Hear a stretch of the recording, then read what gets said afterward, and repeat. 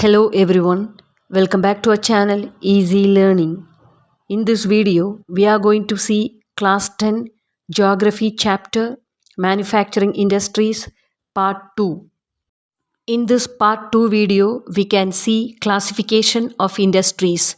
Industries can be classified on the basis of source of raw materials used according to their main role, then on the base of capital investment, then on the base of ownership, and based on the bulk and weight of raw materials and finished goods. First, we can see classification of industry on the base of source of raw materials used. See, on the base of raw materials used, we can classify the industries into two, agro-based and mineral-based. What is agro-based industry? Yes, the industry that depends on agriculture for raw material is known as agro-based industry. For example, jute, dairy, food processing, rubber, textile, tea, coffee, edible oil, etc. Then what is mineral-based industry? Yes, mineral-based industries are main industries that get their raw materials from mineral ores. It includes iron and steel, cement industry, aluminum industry, machine tools, petrochemicals, and heavy machinery industries. Next, we can see classification of industries according to their main role.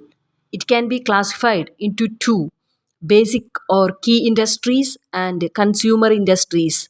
What is basic or key industries?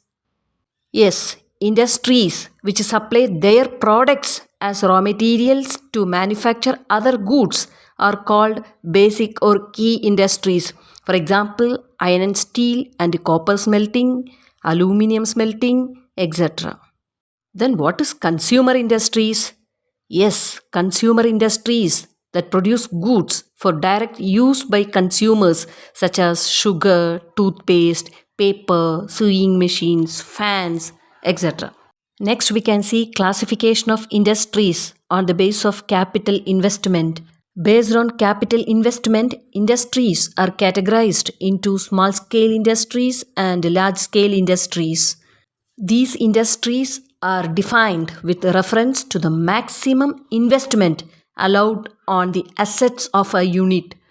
See, if the investment is less than 1 crore rupees in any industry, it is considered as a small scale industry. For example, plastic industry, toy industry, etc. Then if the investment is more than 1 crore rupees in any industry, it is considered as a large scale industry. For example, iron and steel industry, cement industry, etc. Next, we can see classification of industries on the basis of ownership. See, on the basis of ownership, industries can be classified as public sector, private sector, joint sector, and cooperative sector. First, we can see public sector. What do you mean by public sector? Yes, these are owned by the government or government agencies. So can you give example for public sector owned industries? Yes, you are right. Bharat Heavy Electrical Limited, that is BHEL, BHEL. Then Steel Authority of India Limited, that is SAIL, SAIL. Okay, very good. Now, can you define private sector industries? Yes, industries owned and operated by individuals or a group of individuals is called private sector industries. Can you give me example for this? Yes, TISCO, that is Tata Iron and Steel Company, Bajaj Auto Limited, Dabur Industries are example for private sector industries. Next, we can see joint sector industries. Joint sector industries are jointly run by the state and individuals or a group of individuals. Oil India Limited is an example for joint sector industries because it is owned by both public and private sector. Next, we can see cooperative sector. Cooperative sector industries are owned and operated by the producers or suppliers of raw materials, workers, or both. They pool in the resources and share the profits or losses proportionately. For example, sugar industry in Maharashtra and coir industry in Kerala is best example for cooperative sector industries. Next, we can see classification of industries based on the bulk and weight of raw material and finished goods. Based on this, we can classify industries into two: heavy industries and light industries. Heavy industries means industries use heavy raw materials and also produce heavy goods. For example, iron and steel, cement, shipbuilding, automobiles, etc. are example for heavy industries. Light industries. Light industries means industries which use light raw materials and produce lightweight goods such as electrical industries, watch, electrical bulb, paint brushes. These are example for light industries. Now we can see agro-based industries in detail. Cotton, jute, silk, woolen textiles, sugar and edible oil.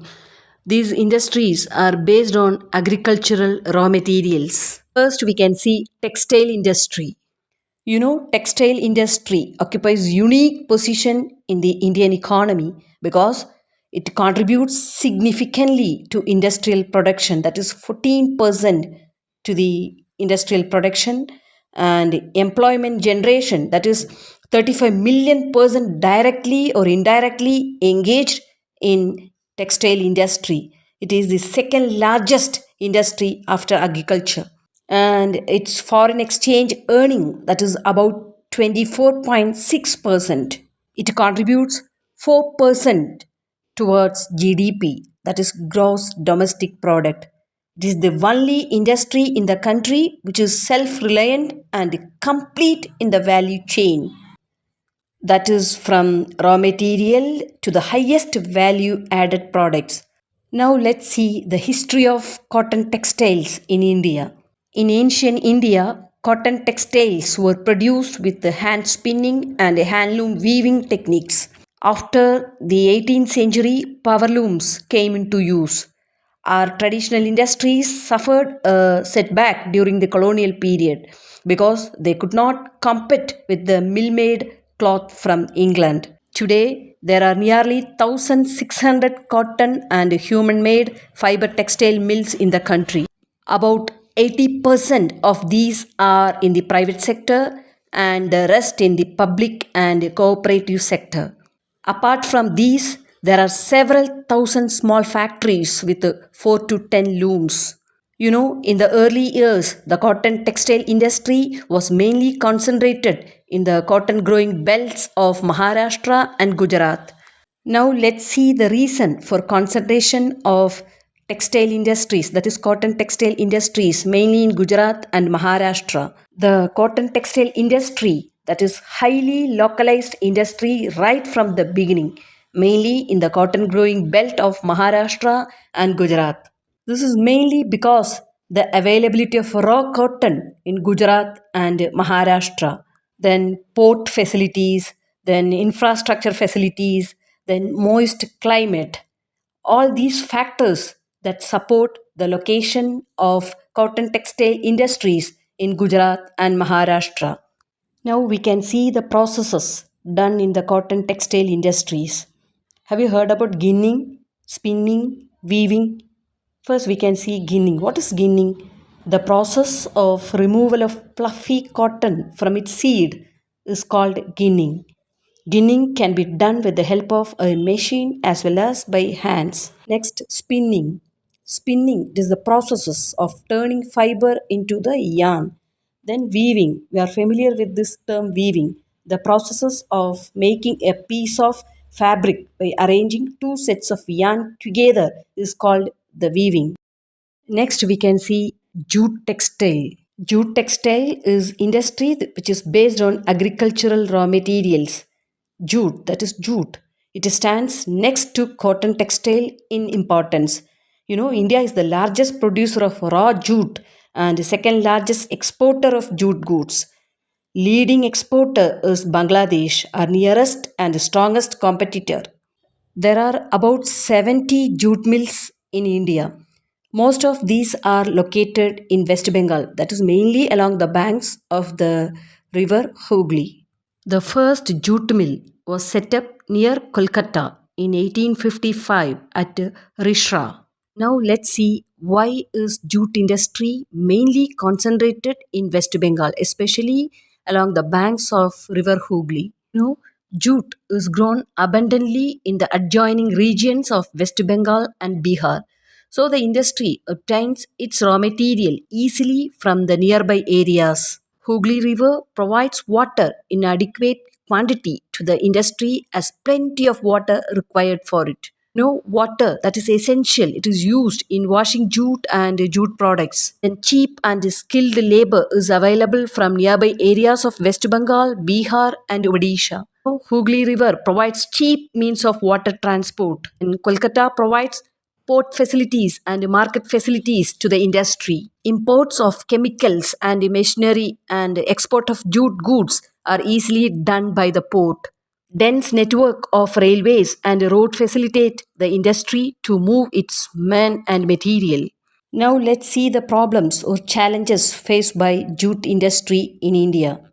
Challenges faced by jute industry include stiff competition in the international market from synthetic substitutes and from other competitors like Bangladesh, Brazil, Philippines, Egypt, and Thailand. Then poor labor turnover and low productivity of labor. Then poor market price, then competition from synthetic substitutes. These are all some of the problems or challenges faced by jute industry in India. Next, we can see sugar industry. India stands second as a world producer of sugar, but occupies the first place in the production of gur and kansari. The raw material used in this industry is bulky, and in haulage, its sucrose content reduces. There are over 460 sugar mills in the country that spread over UP, that is Uttar Pradesh, Bihar, Maharashtra, Karnataka, Tamil Nadu, Andhra Pradesh, and Gujarat, along with Punjab, Haryana, and Madhya Pradesh. 60% mills are in Uttar Pradesh and Bihar. This industry is seasonable in nature, so it is ideally suited to the cooperative sector. In recent years, there is a tendency for the mills to shift and concentrate in the south and western states, especially in Maharashtra. This is because the cane produced here has a higher sucrose content. The cooler climate also ensures a longer crushing season. Moreover, the cooperatives are more successful in these states. Now let's see the problems of sugar industry. Major challenges include the seasonal nature of the industry, due to which it becomes less profitable. Then old and inefficient methods of production, transport delay in reaching cane to factories, then baggage are not used properly, so there is a wastage. These are some of the problems faced by sugar industry in India. Next, we can see mineral-based industries. We have already discussed the definition for mineral-based industries. What is mineral-based industries? Yes, industries that use minerals and metals as raw materials are called mineral-based industries. Here we can see iron and steel industries. It is the basic industry as it provides all types of machinery to run other industries. Production and consumption of steel is regarded as the index of a country's development. In 2016, steel production in India was 95.6 million tons. India ranked third among the world crude steel producers in 2016. It is the largest producer of sponge iron. Per capita consumption of steel in the country was 63 kilogram per annum in 2016 against the world average of 208 kilogram. India has emerged as the second largest stainless steel producer in the world after China.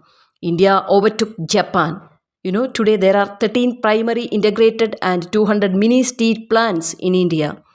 Now all public sector undertaking market their steel through Steel Authority of India Limited, while TISCO market its produce through Tata Steel.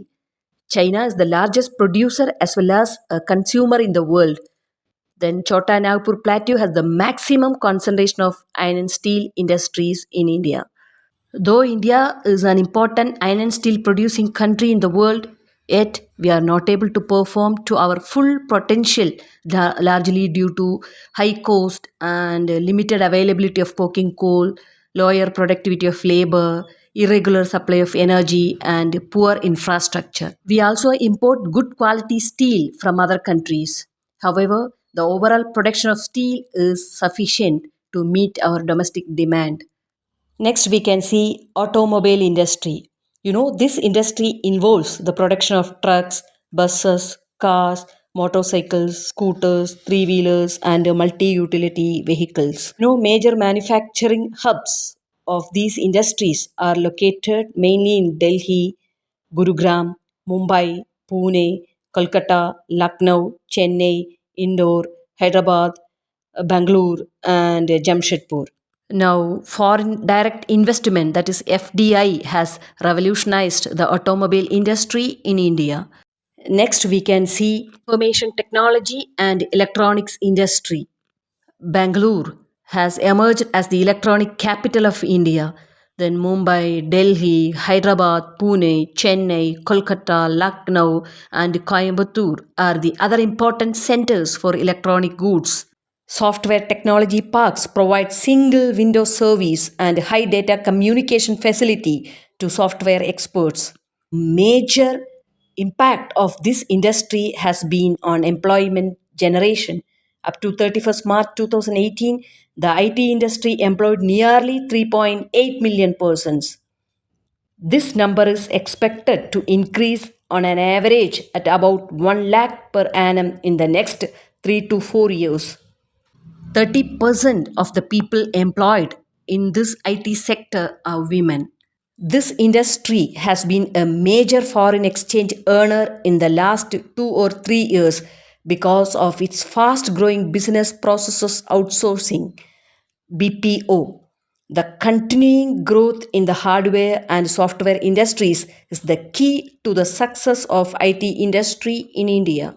This industry can be divided into two parts: computer hardware and electronic items such as computer parts, television, telephone, radars, etc. Then software technology, which is mainly known as information technology.